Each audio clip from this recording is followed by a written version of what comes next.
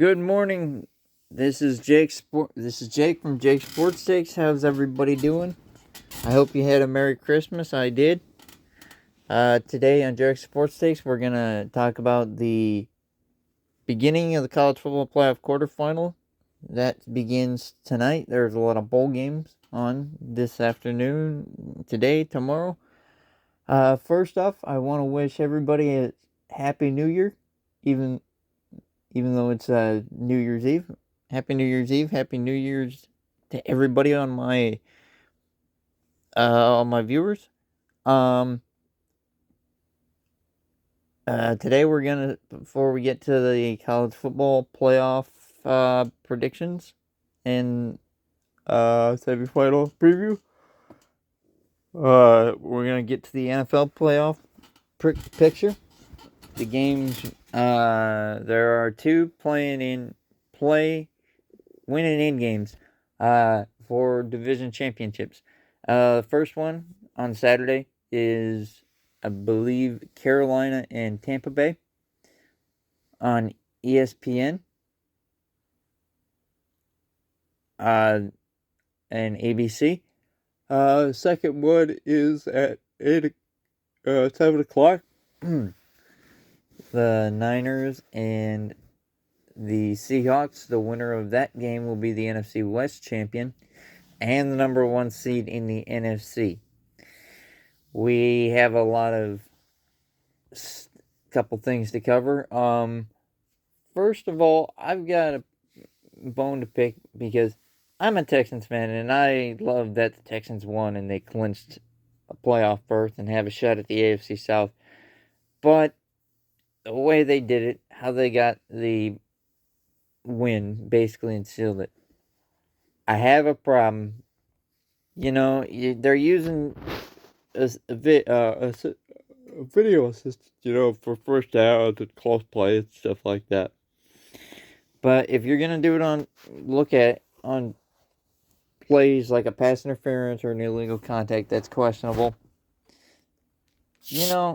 you should use it because you're using it for first downs. You're using it for close catches that are determined that have been questionable. I think you should just use it for like tough calls, especially in close games and big games. You just need to use VAR, video assistance replay, instead of saying, "Oh yeah, it's a flag." Because if it's not a clear flag, then you shouldn't use it. Then you should use it. Especially if it's a clutch game. Like last night, I saw a call that was made that they in the TCU USC game that was clearly not a holding penalty, and then they missed a call that was a clear pass interference penalty. If you have the VAR, just use it. I think the NFL is going to go into that and look at that because these calls are starting to it's getting overly ridiculous. Hearing that Kurt Warner made a very good point on the Texans Chargers game, saying, if we have VAR, why don't we use it? Well, anyway, that gives that rant. Nikola Jokic, the Joker for the Denver Nuggets, will be out 4 weeks with a slight dislocation in his knee and a bone bruise in his knee. He will be out 4 weeks for the Denver Nuggets. That's gonna hurt. I mean, the Joker, great player, averages a triple double. I mean, it's a shame, but injuries happen.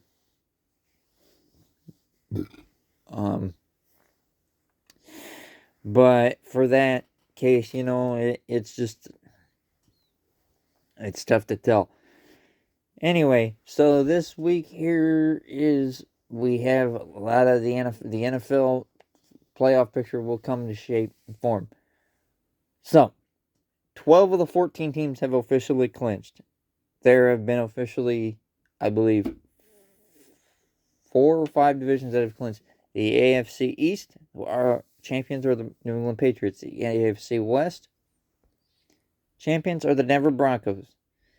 The NFC East has been won by Philadelphia. The NFC North has been won by Chicago.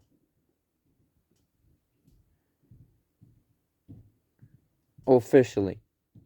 The NFC South, the AFC South, the NFC West, those divisions are still up for grabs. So, here is how this is going to go down. Basically, if the Texans in the AFC South, my team's division, the Texans division, if the Texans win and the Jaguars lose, the Texans will be champions and they can get up to, at max, I believe, the number 3 seed. They can win and Jacksonville loses, they will be the number 3 seed. If Jacksonville wins, they can get to up to the number 1, but they need help.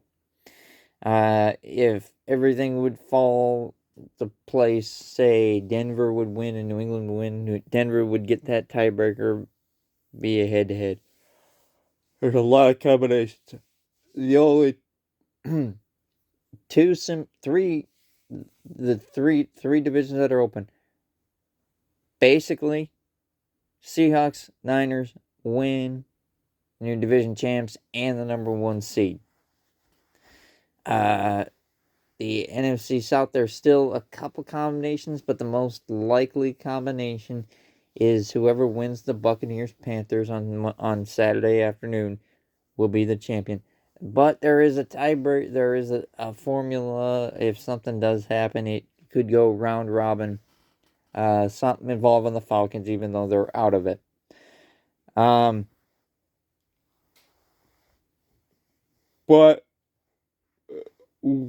it's a lot of formula. The only, I believe, seed that is locked in officially is Green Bay at the number 7 seed in the NFC. Which means they're going on the road no matter what. They're going to be going on the road. In my opinion, in this playoffs, I believe anybody can beat anybody. I mean, yes, they say you can beat on anybody on any given Sunday. This year, that's completely possible. I can see a 1 seed getting bounced in their first game. I can see a 2 seed getting bounced in the wild card round. I mean, this NFL playoffs is wide open. I can see there could be a lot of different teams who have a shot to win the Super Bowl this year. This NFL playoff should be pretty fun. Anyway, I believe Iowa has their bowl game today at 11 o'clock on ESPN against Vanderbilt in the ReliaQuest Bowl, I believe is their bowl game.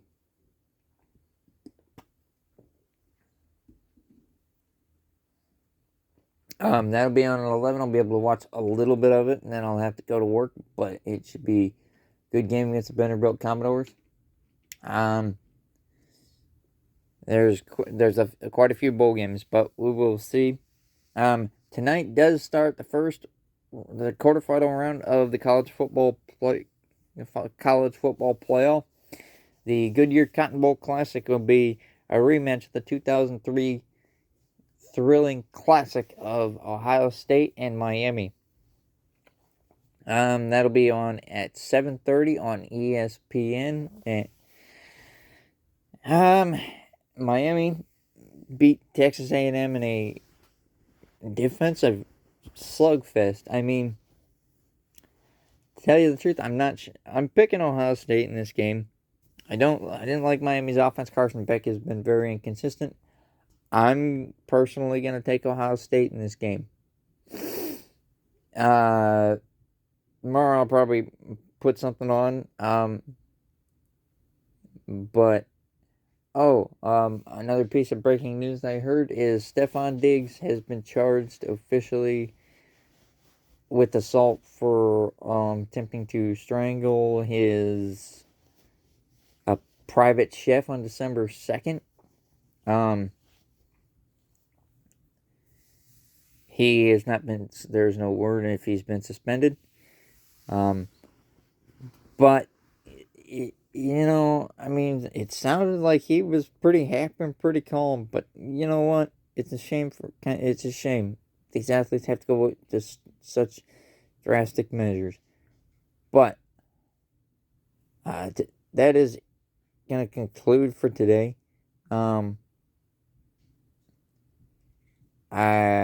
Follow me at Duke Nats Texans fan Oh, I forgot to mention I did win some fantasy football championships.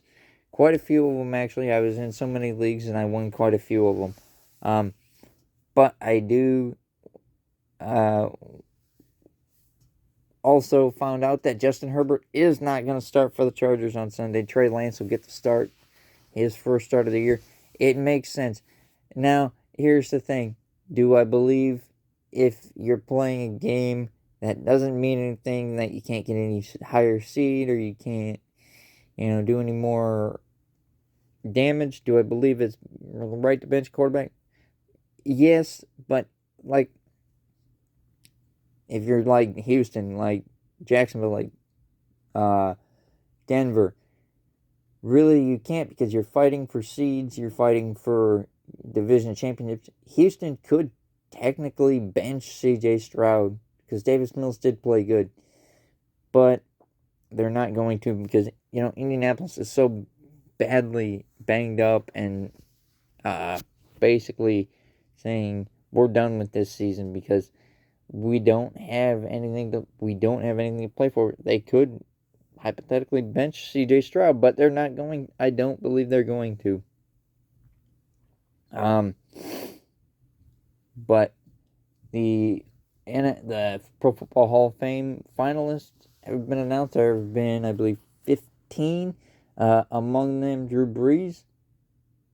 Among the finalists, Drew Brees, Larry Fitzgerald, Robert Kraft, Bill Belichick as Robert Kraft and Bill Belichick as contributors.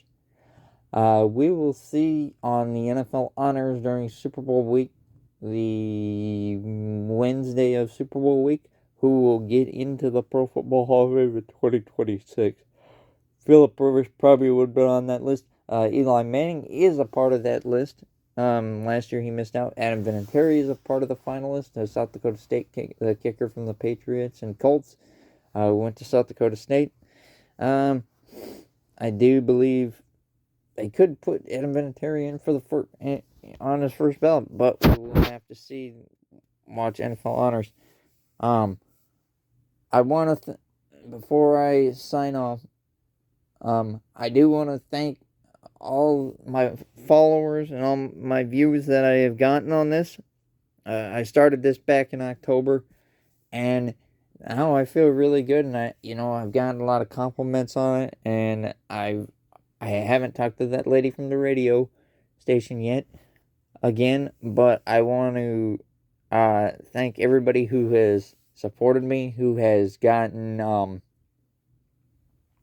who has helped me get this podcast up and moving a little bit. All the support, all the followings, all the likes. I want to thank you guys. It has been fun, and I'm gonna keep doing it. I'm gonna keep podcasting. I want to thank you guys. Follow me on Instagram at Duke Nats Texans Fan 11 on Instagram, at Jake Ferris on YouTube. Keep watching Jake's Sports Takes. I will podcast every week. I'm probably gonna podcast before tomorrow.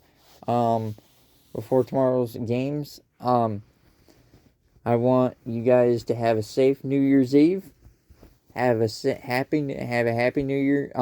2025 has been pretty good to me. I hope 2026 brings better. I want to wish everybody a happy New Year.